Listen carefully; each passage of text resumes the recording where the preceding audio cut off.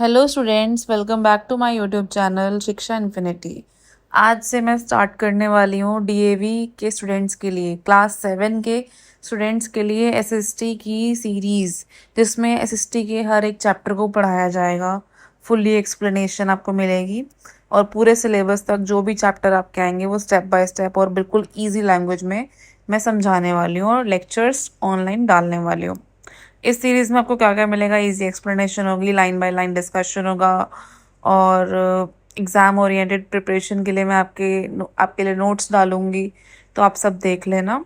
अगर आप एसएसटी को इंटरेस्टिंग वे में समझना चाहते हो और एग्ज़ाम्स में अच्छे मार्क्स लाना चाहते हो तो ये सीरीज़ आपके लिए बहुत हेल्पफुल होने वाली है, तो वीडियो को एंड तक ज़रूर देखना। चैनल को सब्सक्राइब कर लेना, बेल आइकन प्रेस कर देना ताकि आने वाली न्यू अपडेट्स आपको मिलती रहें, सभी चैप्टर्स की नोटिफिकेशन आपको मिलती रहे। So let's begin today's chapter. जैसे कि आप सब स्क्रीन पर देख सकते हैं, चैप्टर फर्स्ट आपको पता ही होगा बुक में क्या है, कंपोनेंट्स ऑफ एनवायरनमेंट है। तो स्टार्ट करते हैं। फर्स्ट लाइन लिखी है, environment in its true sense can be defined as that all surround us. Environment का मतलब ये होता है जो हमारे आसपास की सारी चीज़ें जो हमें सराउंड करती है, जैसे कि हवा, पानी, पेड़ पौधे, लोग, जानवर etcetera. Environment is are basic life support system. Environment ही हमें जीने के लिए ज़रूरी चीज़ें देता है, इसलिए ये हमारा सपोर्ट सिस्टम है। It provides the air we breathe, the water we drink, the food we eat and the land where we live. Environment हमें सांस लेने के लिए हवा, पीने के लिए पानी, खाने के लिए फूड और रहने के लिए ज़मीन देता है। It also includes plants, animals, and large variety of man-made things which are necessary for our living. Environment में प्लांट्स, एनिमल्स और इंसान द्वारा बनाई गई चीज़ें भी आती हैं, जैसे कि बिल्डिंग्स हैं, रोड्स हैं, व्हीकल्स हैं एक्सेट्रा, जो हमारी लाइफ के लिए बहुत इंपॉर्टेंट है। दस environment has both natural and man made elements. इसलिए एनवायरनमेंट को दो तरह की चीज़ों से मिलकर बनाया गया है। नेचुरल एलिमेंट्स जो हमें नेचर से मिलते हैं, मैन मेड एलिमेंट्स जो इंसानों ने बनाए हैं। The natural environment can be further bifurcated into two groups, that is physical environment and biological environment. Natural environment को टू पार्ट्स में डिवाइड किया गया है, एक फिजिकल और एक biological. The physical environment includes all non-living things like land, water, air. Physical environment में सारी non-living things आती हैं, जैसे कि ज़मीन, पानी, हवा। और biological environment includes all living things such as plants, animals. और बायोलॉजिकल एनवायरनमेंट में सारे लिविंग थिंग्स आती हैं, जैसे कि प्लांट्स हो गए, एनिमल्स हो गए।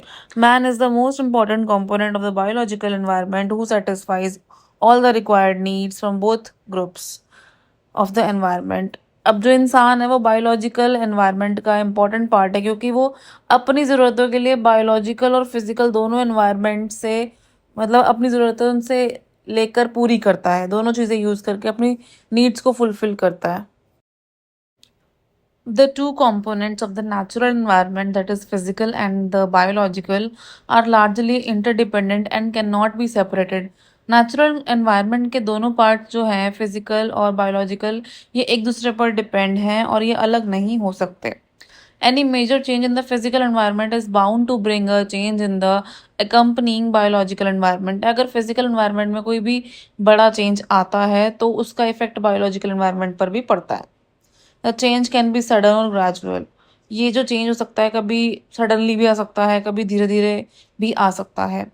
For example, the development of soil takes years together and cannot be visualized through our senses. Example के लिए अगर जैसे मिट्टी बनने का प्रोसेस होता है तो उसको बहुत साल लगते हैं और हम इसे डायरेक्टली देखकर या महसूस नहीं कर सकते हैं। On the other hand, some changes are very sudden, like the changes brought about by the occurrence of an earthquake or volcano. और अगर हम दूसरे तरफ देखें तो एक कुछ चेंजेस बहुत जल्दी जल्दी हो जाते हैं, जैसे कि अर्थक्वेक आता है तो लैंड हिलने लग जाती है, वॉल्केनो आता है तो इरप्शन होता है। नेक्स्ट टॉपिक है four spheres of environment. The natural environment can be broadly divided into four spheres, that are lithosphere, atmosphere, hydrosphere and biosphere. Natural environment को चार पार्ट्स में डिवाइड किया गया है, उनके नेम मैंने बता दिए, lithosphere, atmosphere, hydrosphere and biosphere. Each of these is unique in its own way and supports others in sustaining life forms on our planet called the Mother Earth. Her sphere अपनी अलग importance रखता है और सब मिलकर अर्थ पर life को support करते हैं। Let us understand the importance of each sphere of the natural environment. चलो अब हम एनवायरनमेंट के हर स्फीयर की इम्पोर्टेंस को समझते हैं। पहला है lithosphere. The literal meaning of lithosphere is the sphere of rocks. Lithosphere का सिंपल मीनिंग होता है रॉक्स का स्फीयर, यानी पत्थरों की layer. The earth solid layer is called lithosphere. Earth की जो सॉलिड आउटर लेयर होती है उसको लिथोस्फीयर कहा जाता है। इसमें जमीन, माउंटेन्स एंड रॉक्स आते हैं। The lithosphere is about 100 kilometre in thickness. Lithosphere approximately 100 kilometre की मोटी लेयर होती है। The uppermost part of the lithosphere is composed of rocks rich in silica and aluminium called Cl. Lithosphere की सबसे ऊपर वाली लेयर में सिलिका और एल्यूमिनियम वाले रॉक्स होते हैं, जिसको दोनों को मिलाकर Cl कहा जाता है, या Cl भी बोलते हैं कई जगह, silica plus aluminium, Cl. Below the Cl layer, the rocks are mainly rich in silica and magnesium and are called sima, which is generally found below the bottom of the ocean basins. अब Cl के नीचे जो layer आती है वो silica और magnesium में बहुत रिच होती है। वो वाले रॉक्स होते हैं सिलिका और मैग्नीशियम वाले, जिस इन दोनों को मिलाकर सीमा कहा जाता है। ये ज़्यादातर ओशियंस के नीचे पाए जाते हैं। The lithosphere is that part of the earth which provides us land over which we live. Lithosphere earth का वही पार्ट है जो हमें रहने के लिए ज़मीन देता है, यानी कि जहाँ हम रह रहे हैं। It provide soil for the plants and is also a source of all mineral wealth. ये प्लांट्स को उगने के लिए सॉइल देती है और मिनरल्स का मेन सोर्स भी है। Now come to next topic, atmosphere. The literal meaning of atmosphere is a sphere of air. Atmosphere का simple meaning है हवा का sphere, हवा का surrounding. The atmosphere is composed of a mixture of gases which forms an envelope around the earth. Atmosphere अलग अलग gases का mixture है जो अर्थ के अराउंड एक कवरिंग बनाता है। It is a gaseous envelope extending about 1600 kilometre above the earth surface. ये gases की एक layer है अर्थ की सरफेस से लगभग 1600 किलोमीटर तक फैली हुई है। Of the total mass of the atmosphere, 99% exist within 32 kilometre of height from the earth surface. Atmosphere का जो 99% हिस्सा है वो अर्थ के 32 किलोमीटर के अंदर ही पाया जाता है। Among the four major elements of environment, atmosphere is the most dynamic in nature. Environment के जो चारों spheres हैं, atmosphere सबसे ज़्यादा चेंज होने वाला, यानी कि डायनेमिक होता है, चेंज होने वाला पार्ट है। इसमें इसलिए बहुत सारे चेंजेस आते हैं, लाइक पोल्यूशन है और सीजनल चेंजेस हैं, क्लाइमेटिक चेंजेस हैं, ये सब। Where changes occur not only from one season to another but also within a short period of time, say a few hours. Atmosphere में चेंजेस सिर्फ सीजन्स के साथ ही नहीं होते बल्कि कुछ घंटों में भी हो जाते हैं, जैसे कि वेदर चेंज हो जाता है, एकदम सडनली बारिश आ जाती है। These sudden changes produce changes in atmospheric condition which affect our life both directly and indirectly. Atmosphere में जो भी चेंजेस होते हैं सडनली, वो हमारे लाइफ को डायरेक्टली और इनडायरेक्टली दोनों तरीके से अफेक्ट करते हैं, जैसे कि स्टॉर्म्स आ जाना, भारी बारिश हो जाना, हीट पड़ना। Now come to next topic, hydrosphere. Hydrosphere refers to the sphere of water. Hydrosphere का मतलब होता है water का sphere जहाँ पे पानी पाया जाता है, which is present in ocean, river, lakes and other water bodies on the earth surface. इसमें oceans आते हैं, rivers है, lakes है, और अर्थ पर जितनी भी प्रेजेंट है वाटर बॉडीज, ये सब हाइड्रोस्फेयर में आती है। The planet earth is often called the water planet और ब्लू प्लैनेट। अर्थ को वाटर प्लैनेट या ब्लू प्लैनेट भी कहा जाता है क्योंकि अर्थ का सबसे ज़्यादा हिस्सा पानी से ही कवर्ड है। Because of abundance of water on its surface, earth की सरफेस पर बहुत ज़्यादा पानी है, इसलिए उसको वाटर प्लैनेट या ब्लू प्लैनेट कहा जाता है। The water bodies that include rivers, lakes, seas and oceans cover 71% of the earth surface. Rivers, lakes, seas और ओशियन एक साथ मिलकर अर्थ का लगभग 71% कवर करते हैं। The distribution of water is not uniform in both the northern and southern hemisphere. Northern और southern hemisphere दोनों में ही पानी का जो अमाउंट है वो बराबर नहीं पाया जाता, कहीं पे ज़्यादा है कहीं पे कम है। It is estimated that 43% of the total area covered by water lies in the northern hemisphere, कि जो नॉर्दर्न हेमिस्फीयर में वहाँ पे 43% है, और whereas the remaining 53% lies in the southern hemisphere, और बाकी का 53% सदर्न हेमिस्फीयर में आता है। Oceans hold 96.5% water on the earth. Earth का जो अप्रॉक्सीमेटली 96.5 पानी है वो ओशियंस में ही पाया जाता है।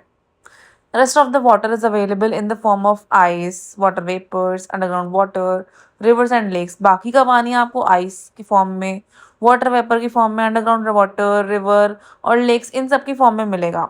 अब आता है नेक्स्ट स्पेयर, अगला topic biosphere. The word biosphere literally means the sphere of life. Biosphere का मीनिंग होता है लाइफ का spare. Biosphere is a narrow zone of contact between all the three spheres of environment where all kinds of the life exist.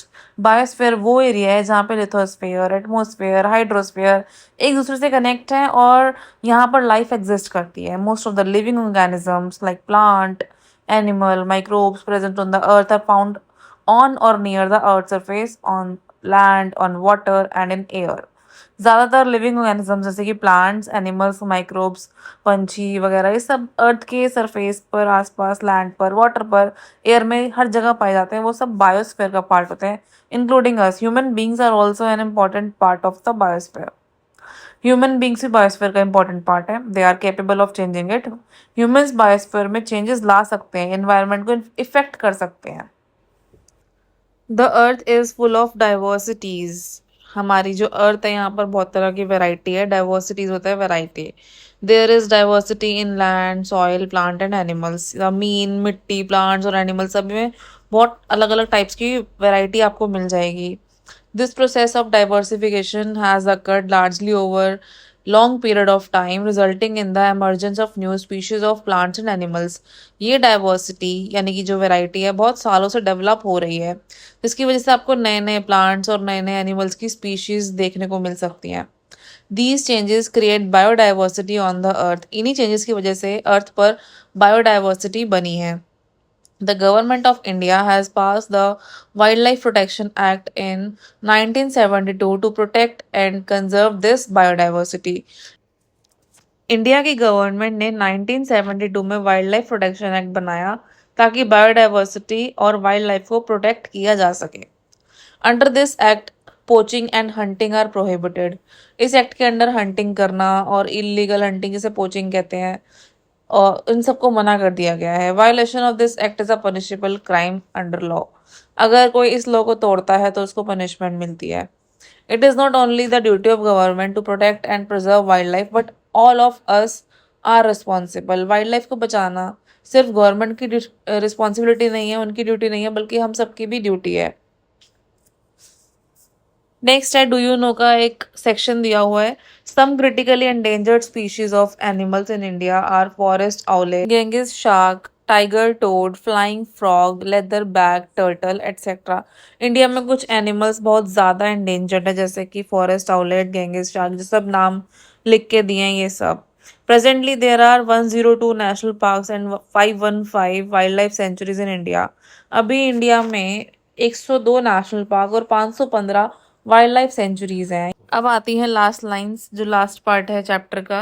Human beings as an important part of the environment are well equipped to exploit, consume or utilize different plant and animal species existing on the earth's surface. Humans environment का बहुत important part है और वो plants और animals के use अपनी ज़रूरतों के लिए करते ही हैं।